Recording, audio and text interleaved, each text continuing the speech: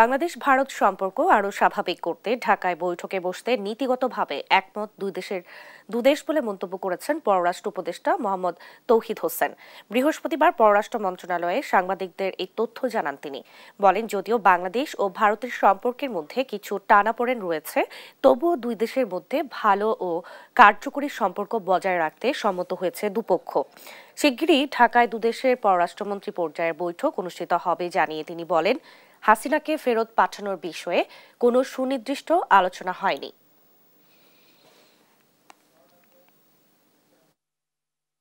কিন্তু দুই পক্ষই আমরা মোটামুটি এ ব্যাপারে একমত হয়েছি যে এগুলি সব দূর করে একটা গুড ওয়ার্কিং রিলেশন, যে টার্মটা আমরা ব্যবহার করি, এটাতে আমাদেরকে পৌঁছতে হবে এবং সেই জন্য ভারতীয় পররাষ্ট্রমন্ত্রীও এ ব্যাপারে এগোবেন, আমরাও এগোবো।